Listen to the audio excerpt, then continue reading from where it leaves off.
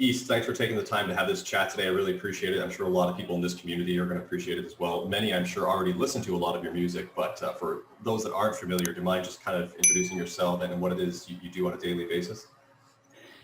Well, yeah, I have this project called East Forest I've been doing for about 10, 12 years, something like that. And it all centers around, I'd say, providing avenues into the heart, into the inner landscape. And the backbone of that is definitely music and musical experiences, but it also fans out into my own podcast, the 10 Laws podcast, retreats, live events, writing, speaking, that sort of thing. So I try to give people different ways in, but at the end of the day, it's a lot of music, which is something I've always been in love with, and that's been part of the process all along. And it centers a lot around ceremony and meditation, just all the different ways we can sort of dive in and hopefully reveal what's already there. Very nice. And where did you come up with the name East Forest? Well, that's really simple. It's just my last name, Oswald. And if you take that from German, Oswald, it's East Forest. My former partner was fluent in German, and she told me that. But funny thing is, when I went to Germany and I was performing once, and I think I said something like that from the stage, and I'm not sure if it was just like the German blank face or if it was. They essentially were saying, well, it's not quite accurate. It's not exactly just East Forest. Maybe it's sort of like the eastern side of a forest or something like that. But they could never quite explain it to me. So I run with it. I say it's just a German translation of my last name. Okay, very cool. So you mentioned you have a podcast now. When did you start that podcast? About 2.5 years ago, I think. It's a weekly podcast. It's mostly interviews, conversations like this, but also some guided meditations, sometimes just music, released, unreleased music, or live stuff. And what are the typical guests that you have on there? Oh, people who are dreamers, creatives, for better or worse, the word thought leader, scientists. Uh, so it's been like Charles Eisenstein to Justin Wren to Julie Holland, the doctor, to Bio Akomolafe, to Sarah Neufeld of Arcade Fire, to, so it's sort of, I dive into a lot about like plant medicine, meditation, wellness, consciousness, all sorts of things, really, whatever. And were you inspired to do that just because it's kind of in line with the music you create and the community there, or what really kind of kindled your interest in starting the podcast? Well, I had a podcast a long time ago in 2010, and I made it to about 64 episodes, and that one was strictly music. It was called Sound Healing Bites, and I think I just wanted to try and pick up the mantle again. And the main impetus was it's sort of a great way for me to learn and to meet people and to listen. And it's sort of, as I spoke to, another, like a different, some people that's more their doorway in than perhaps the other things I'm offering. And I'm just trying to, in an idea of an active service for myself, to sort of meet different people where they're at. So it's sort of like another doorway I could open up for folks. Really cool. And I know you've been on some other podcasts as well, like Aubrey's and I think Psychedelics Today. Is that correct? Yeah, I mean, a bunch. Okay. Aubrey Marcus, and I think Pete Holmes and I just did a episode. I think it should be out. I don't know when this comes out, but in April of 2021. So I enjoy conversation, and I really enjoy, like, if you think about it, even when I've had podcasts with people I know or friends of mine, I feel like we're connecting in a deeper and different way, because it's sort of rare these days to just like listen for an hour or so to someone, and and be in that role of like, well, I'm putting you on the seat, and I'm going to ask, kind of dive in and really investigate what's going on with you. And that's not something we do very often in conversation, let alone with people we know. You might check in here and there, but you don't like take that time to really give them a platform to have time, that spaciousness. It really comes down to like giving that attention to someone in that conversation. It seems to be like this really unique interaction, and then people can actually join in on that and feel like they're in on that conversation, like in the room. So yeah, it's an interesting medium for that level of communication. I've experienced the same thing myself, just talking to people such as yourself. Yeah. So you mentioned you you get into a lot of like ceremonial stuff during these podcast conversations, and that's sort of, I assume it's part of your interests, especially because you do the retreats and whatnot. So what is your experience with ceremonies, and is it kind of tying into shamanism in a way? Yeah, and the word ceremony is a very broad word that can mean a Yeah. lot of things to different people. I mean, for myself, my whole project started in the shamanic space with psilocybin mushroom ceremonies, and that's what I started writing music for, and that was a total initial impetus for this whole project.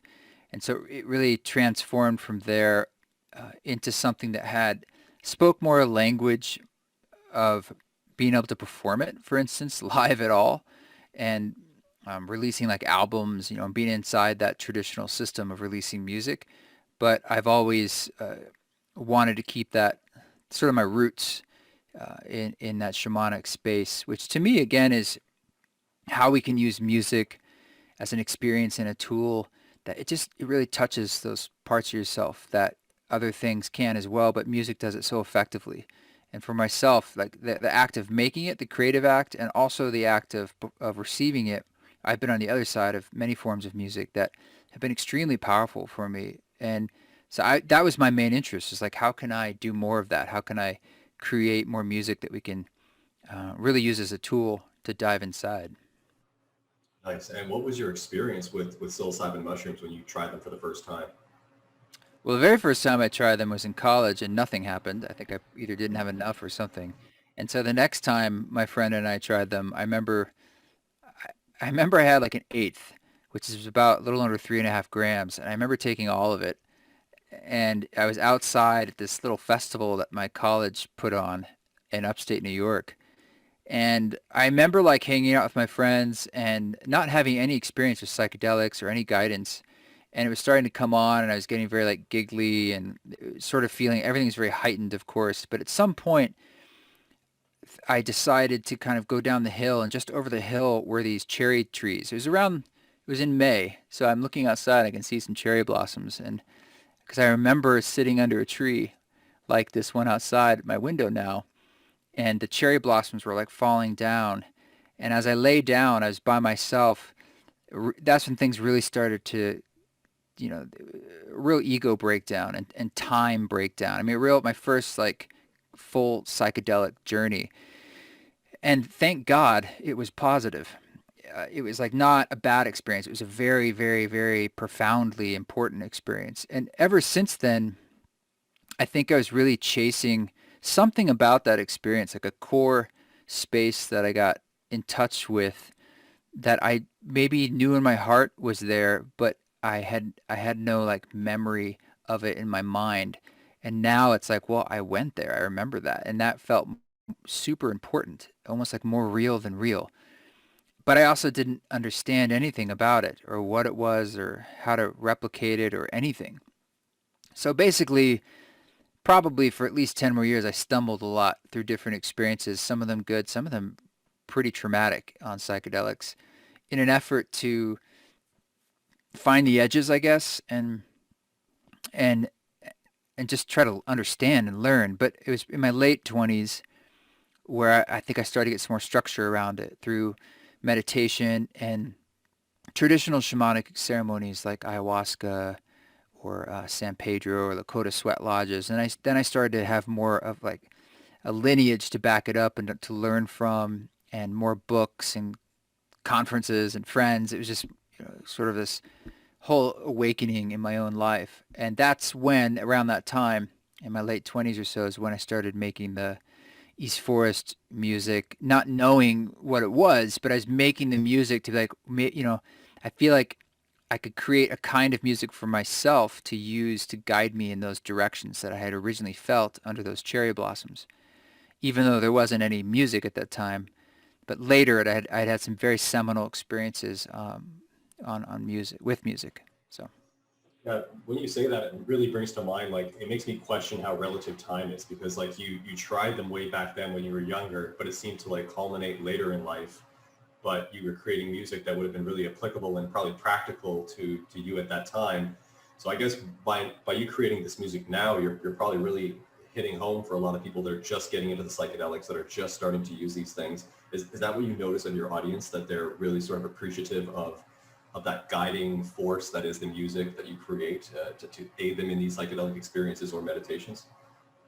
Yeah, I don't think I was ready clearly at that time when I was in my young 20s to make this music I'm making today. And I certainly tried making music and I didn't have the skill set or the experience to find my own voice with it at that time. But that was part of my process. And, now the early records I released, I didn't explicitly say, this is really good for working with mushrooms or anything. I think I was much more like diffuse about it and cagey. There were definitely references, and I definitely got messages from people saying like it was working really well for them for that, but they sort of discovered that on their own, as people do with all kinds of music. But a few years back, I released an album called Music for Mushrooms, a soundtrack for the psychedelic practitioner. That was 5 hours. It was from me playing live and improvising inside a psilocybin ceremony. And I was very explicitly saying, okay, this is what it's for. I don't want to dance around the bush.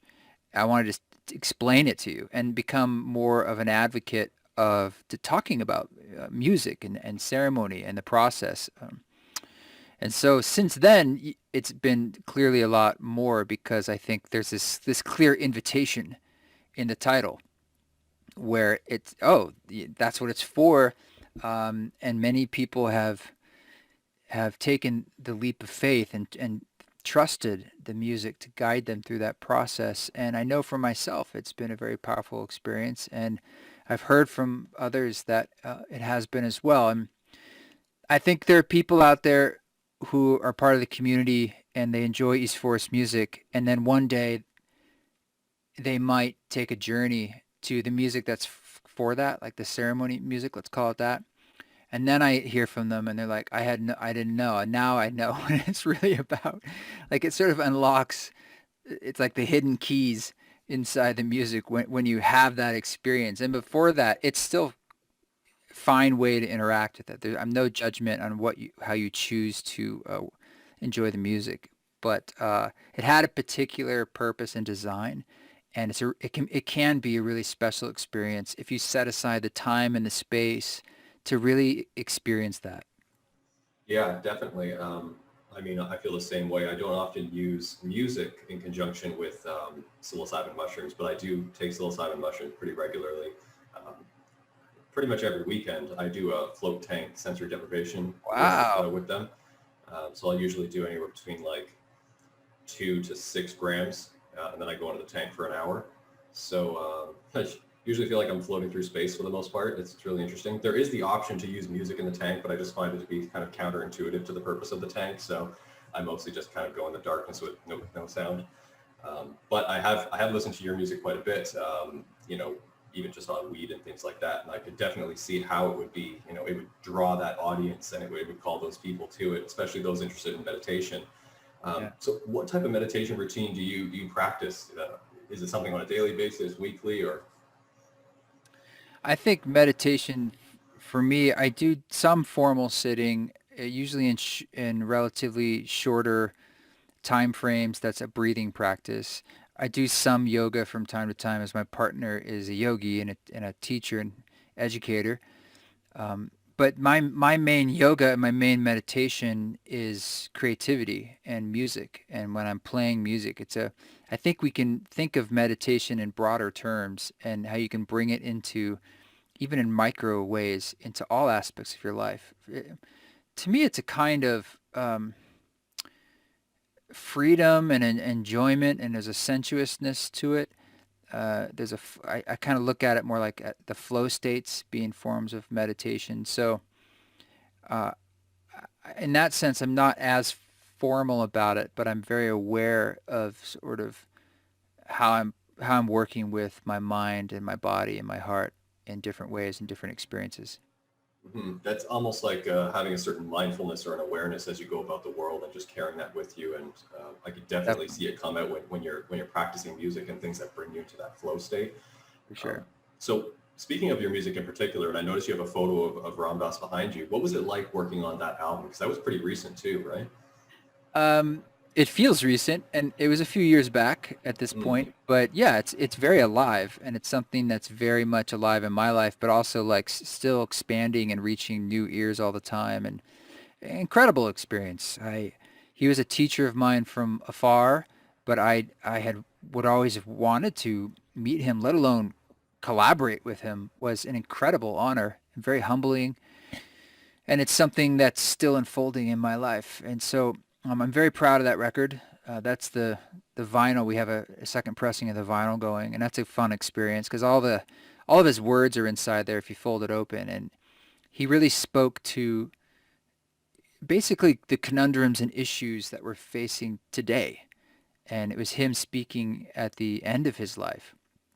And I just found that really beautiful. It's sort of what was choosing to address. And he knew it was sort of probably going to be translating to a lot of new and younger ears. And I just think he knocked it out of the park. And so, yeah, that's a beautiful album. If you haven't heard the Ramdas album, it's called Ramdas, and you can find it wherever you listen to music. I think beautiful is the right word for it because it's like so few words. As you said, it's towards the end of his life, so he wasn't really doing as much speaking as, in the prior years. Yeah. But in such few words, it's just so impactful, so powerful. I often use it on Instagram stories because you come up there, when you select the music and whatnot, and people Yeah. like absolutely love it, especially when you combine it with like visual stuff like geometric patterns, trippy artwork, stuff like that. It really brings you into this trance-like state between the music and his speaking, and then the visual is it's really amazing. It actually reminds me of something that Dr. Joe Dispenza talks about in Becoming Supernatural, if you're familiar with that book. He uses these kaleidoscopic visuals to bring people into this otherworldly meditative state. So it's really helpful with regards to that. It was just you on that album? I think you worked with some, or you collaborated with some other artists, is that right? Yeah, there's some featured artists on there, and then of course some studio musicians that we hired, some string players and so forth, and flute, all sorts of things. So I was the producer and the writer and the mixer, engineer, all that stuff, and I performed on it, of course, as well. But a lot of wonderful artists involved. And you did meet Ramdas, right? I think I was seeing that on your Instagram page. You Yeah, met him. yeah. As I was saying, I went out there, and Oh, so okay. I recorded him. We basically, I was there for about a week, and we had Wow, a few okay. different recording sessions, and then I took those recordings back, and then essentially wrote music to it. And how long did it take to actually produce the whole thing, start to finish? We were there in June of, I think it was 2019 or 18. I'm bad with dates, and I remember we had some stuff released in November, and it just released, over many months. We kind of like did it in chapters, but and then we did a reworks album after that. That's incredible. And then there's an instrumentals version as well. And is that available from the same places, the instrumental version? Yeah, I mean, if you want the vinyl, that's at eastforest.org. But the music itself is also on my website, but it's wherever you listen to music. Yeah. Oh, cool. Okay. All right. Yeah. I'll put the links to that as well in the episode description here, so anyone listening or watching could just quickly scroll down and check all that out. So I want to dial back a bit to the psychedelic experiences stuff. Now, you mentioned that you have done ayahuasca, and I've actually spoken with some people that are really heavily involved in that. What were your experiences with that particular plant medicine? Well, my experiences were in the Peruvian tradition with shamans from Peru, both in Peru and in the States. And my initial experiences were extremely powerful. And it's such you do a dieta typically before and afterwards, which is a kind of preparation through a diet of not just what you eat, but what you consume on all levels. And that alone is profound. And so it becomes a much more holistic experience because it's bleeding into your life before and after in that way, and such big changes. And then the experience itself is typically very physical and intense. And you put it all together, and it's quite powerful. So the very first journey I had, I remember afterwards, I went outside and it was a cold, I think it was a November night, upstate New York, and I just had a really, really powerful experience. And I recorded on a little field recorder some notes to myself just because I wanted to remember certain things. And I'm still in that afterglow. And those notes became the song I released called Grandmother Sphere, which wasn't until 2012, but I had that recording and I always felt like it was too vulnerable, or I don't know. I thought maybe people might find it too precious or something, of someone like essentially like speaking after a trip. But something told me that it's like, no, I feel like there's some universal truths in here and I'm just going to share it. I'm going to go for it. It's one of the last sort of an afterthought after I'd finished this album called Love Bomb in 2012. I was just like, I think it needs one more song. And I just made some music to it quickly and put on that sample. And that became one of my most popular tracks. And I think it's because there's something very vulnerable about what's said and universal. And that was from ayahuasca, so I call it the song Grandmother Sphere because it's just sort of this play on the idea of it being called the grandmother medicine traditionally.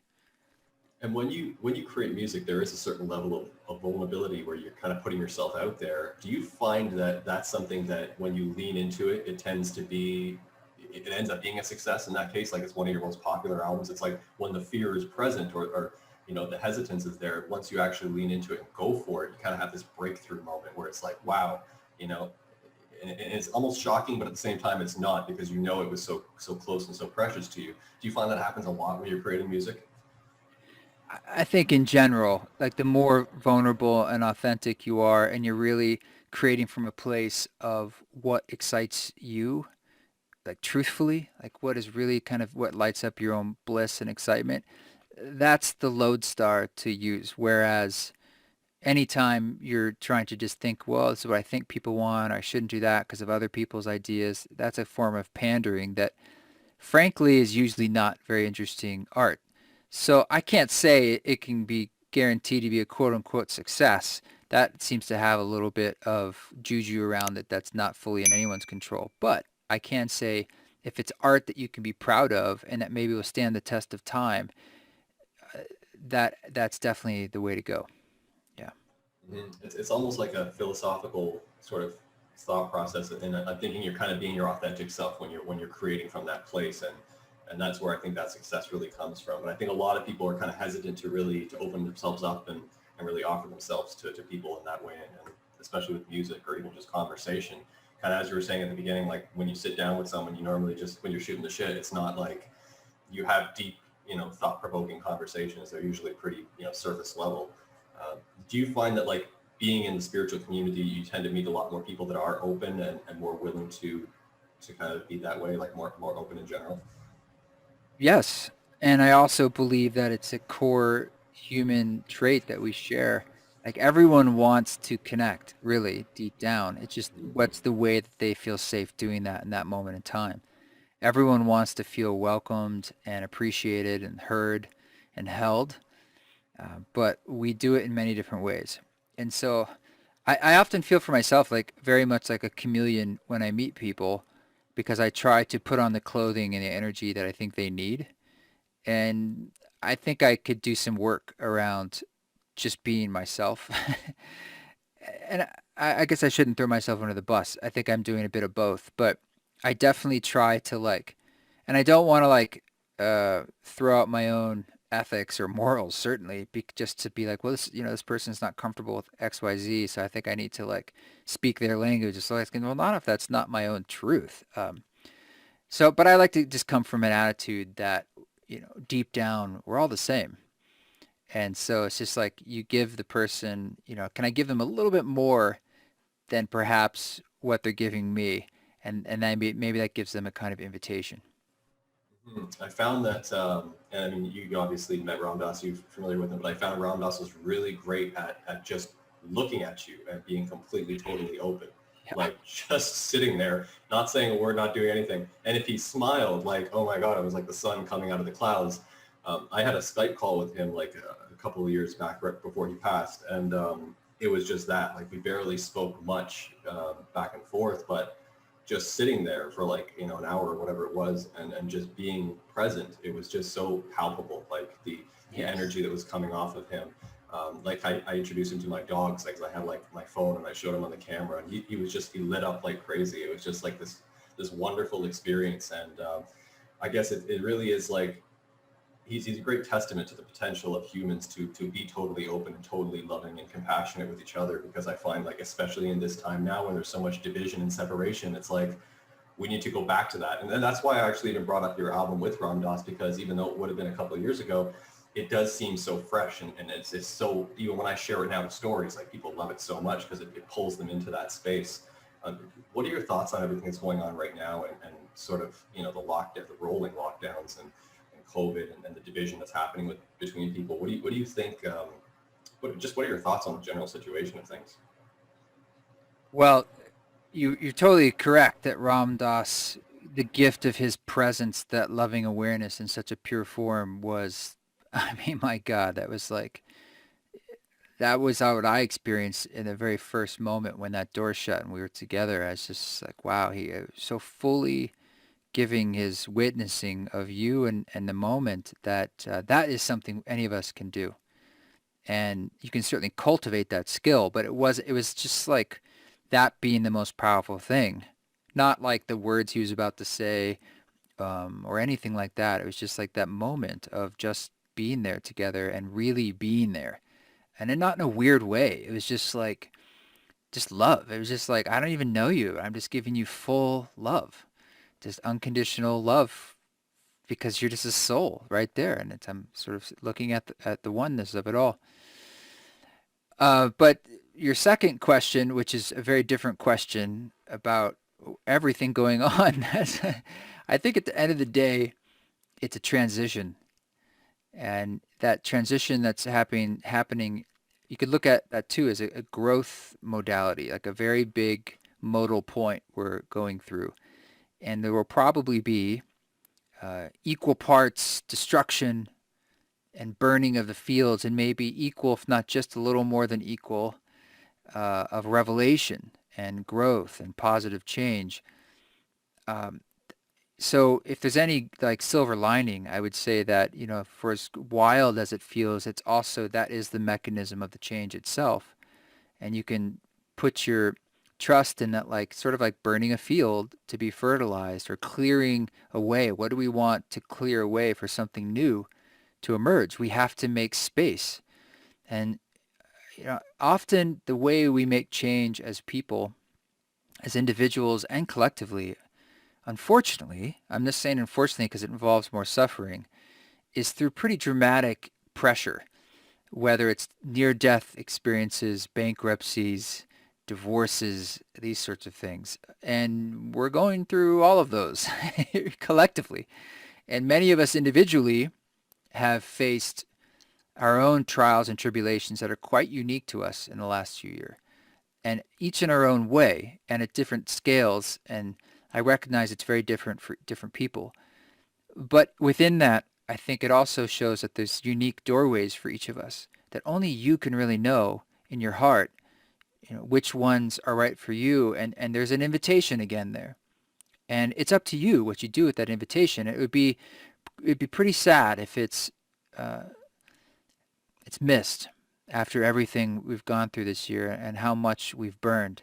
It's like uh, I think it's more important than ever to learn the skill to listen, and to cultivate the ability and the courage and the bravery to step forward in the way that you really know on some level. You know what's right for you and where that growth is. And you see the other doorway, that is to do the same or to perhaps repeat something. And I'm not saying that's wrong, but I have a feeling that's going to be pretty hard as you continue to try to do it. Just become harder and more suffering. So it's sort of like in an ayahuasca experience for anyone who's been there, where you need to purge, and it's very uncomfortable. And it's a kind of release that's wanting to happen that you don't want to do, but a part of you does. And when you finally give in, the revelation happens. And then the next thing opens up and it's like, oh man, okay. So I think that's happening now. This is like a giant purge. It's like a giant ceremony that we're going through, and we're still very much in it. I like hearing that stuff because I talk to a lot of people that are relatively pessimistic about the whole process. Like I just spoke with an economist, and of course he's going to be like kind of pessimistic about the whole thing because he wasn't really seeing it from like a spiritual sort of consciousness evolution type of perspective. He was just seeing it from the sheer numbers and the economics of it and being like, this is crazy. We're just destroying the economy and stuff. But I was coming from the other perspective on it and trying to cheer him up and enlighten him up, so to speak, because I do see this as like this. I love the way you described it through pressure, but it's like through this pressure we have this evolution. It's like people can either go back to sleep, back to the way they were doing things, and sort of this ignorance, this blissful ignorance, I guess, for some, or they can start to embrace this new change that's happening either within them, within their community, or within the world as a whole. So. Yeah. I'm more on the positive end of things, and I try to preach all that because there's so much of the negative stuff going around. When it comes to your schedule and your travel, I know that's obviously been impacted by it and your live performances. Do you find that you've had to adapt now to more like digital stuff during this time? Well, yeah. I mean, I couldn't tour, I couldn't travel, and that's slowly starting to open up. So I did a series of virtual ceremonies actually, which is not something I ever would have done. I never would have considered trying to translate that into like YouTube Live. But, it turned out there were these new gifts inside the bitter medicine of the pressures that were limiting what I couldn't do one thing, but now I'm doing something else. And now that opens it up to all these people around the globe who are getting to have that kind of experience, albeit different than in the live space, but it's more accessible. And I recorded those live ceremonies that I did right here in my studio. And, that's going to become essentially a volume 2 to the Music for Mushrooms album later this year. So that was unexpected. I definitely miss being able to have that energetic exchange with people in the real space. But I just played a show for the first time in Costa Rica for a benefit for Fight for the Forgotten, which is Justin Wren's organization.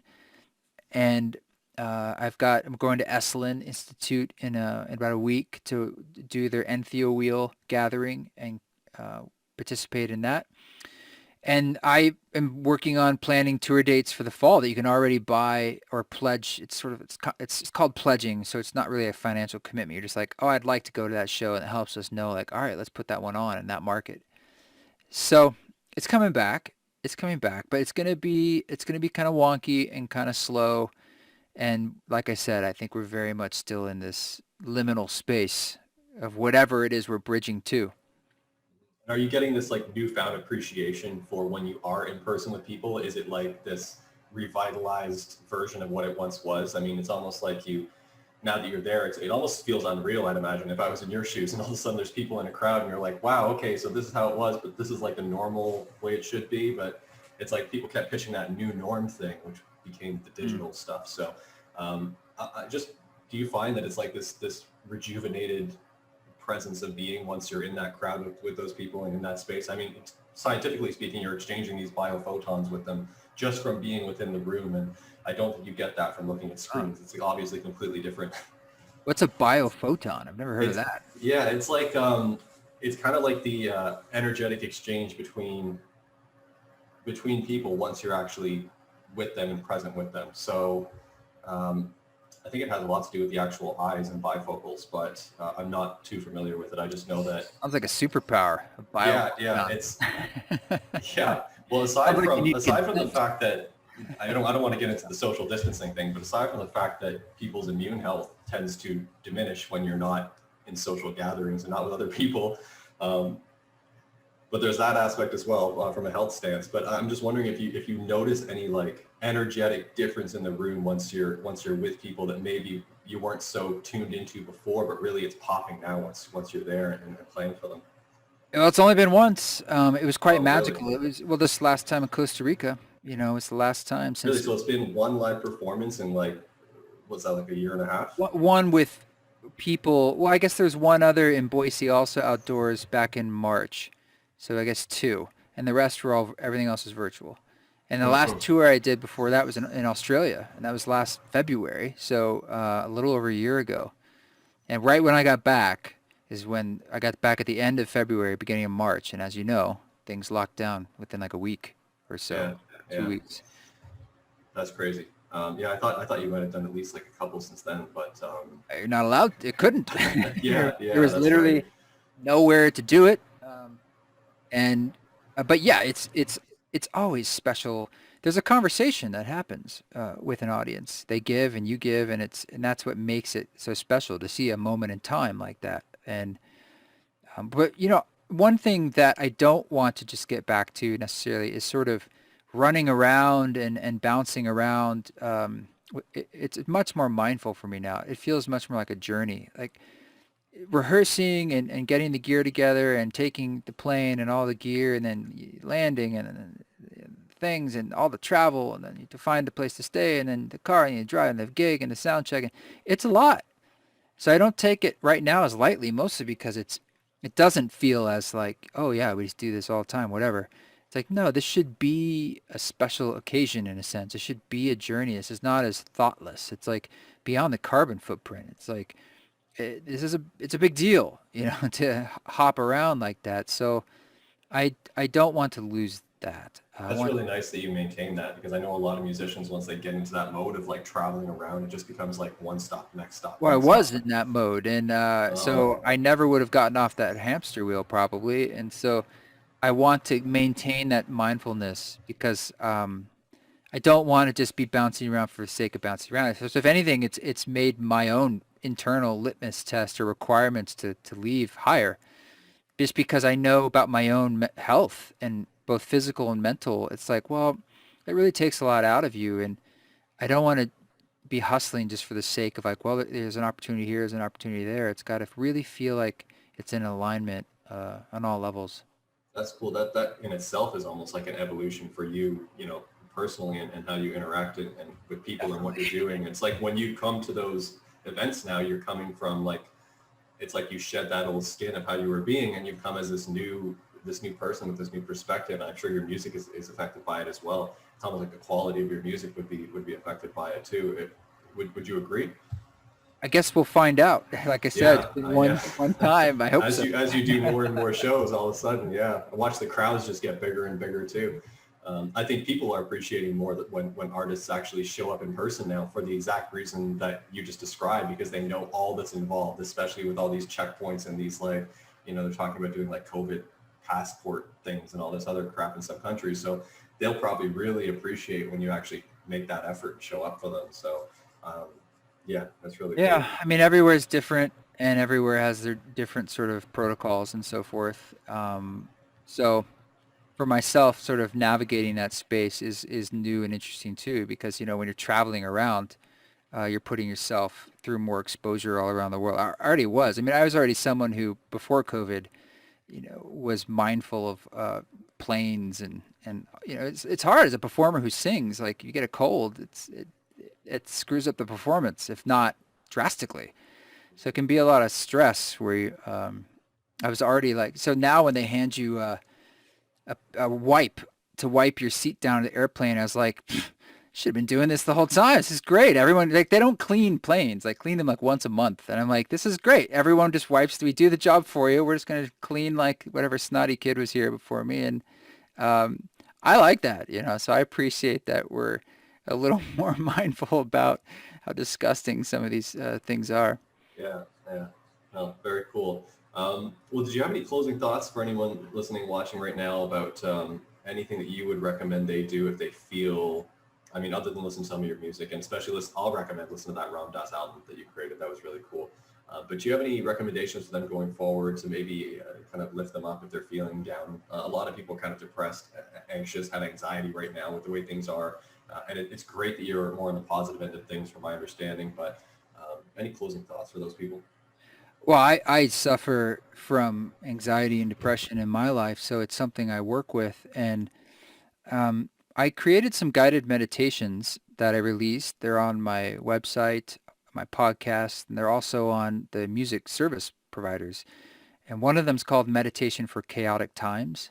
and there's another little album of 3 meditations called Still, and they have music, and they're guided, and they're extremely accessible, and it's something I kind of forget about, but it's something that I think they're really potent and modern and easy, and so I think I would just kind of like push them in that direction.